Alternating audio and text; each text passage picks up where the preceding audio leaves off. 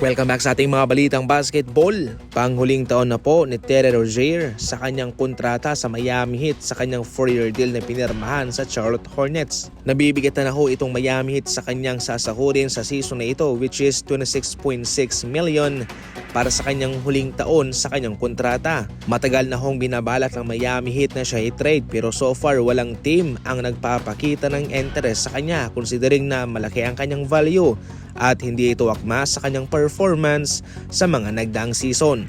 Ngayon, ayon mismo kay Era Wenderman, ang Miami Heat insider, kung nasa Miami Heat pa rin itong si Rozier sa pagsisimula ng NBA season, ay tsak na hindi siya magiging kasali ng official roster ng Miami Heat, especially sa kanilang rotation. Especially sa ngayon na magfo-focus mismo ang Miami Heat sa kanilang mga young players katulad ni Phil Larson, Jaime Jaquez at sa kanilang rookie na si Kasparas Giacochonis. Dumagdag pa po ang patuloy na pag-iimbestiga sa ngayon ng mga otoridad sa kanya sa gambling way back noong 2023. Kung siya'y magiging free agent, lalong mahihirapan siyang makakuha ng bagong team.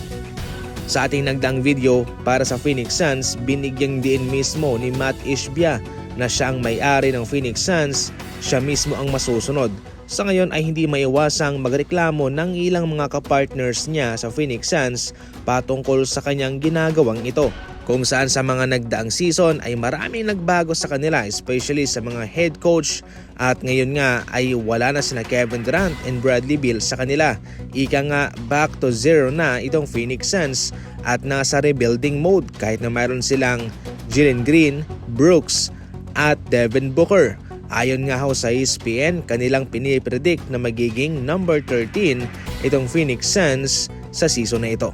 Walang long-term commitment ang new owner ng Phoenix Suns kapag hindi niya gusto kung ano ang resulta ng season na ito ay tsak na mawawala ka, tsak na magkakaroon ng malaking pagbabago. Sa ngayon, isa lang po ang siguradong safe sa Suns at ito ho'y si Devin Booker. Sa ngayon ay nagsisilbi pa ring tatay o pagmamay-ari pa rin po ni Stephen Curry ang Rockets. Nagsimula ang kanilang rivalry way back 2015 kung saan patuloy na umaangat ang Golden State Warriors noon at itong Rockets naman ay kabilang rin sa mga gustong umangat, pero palagi silang nasusupalpal ng Golden State Warriors, especially sa playoff 2015, 16, 18 and 2019. At ang pinakabago lang sa ngayon, ang 2025 NBA playoff ay talo pa rin naman sila.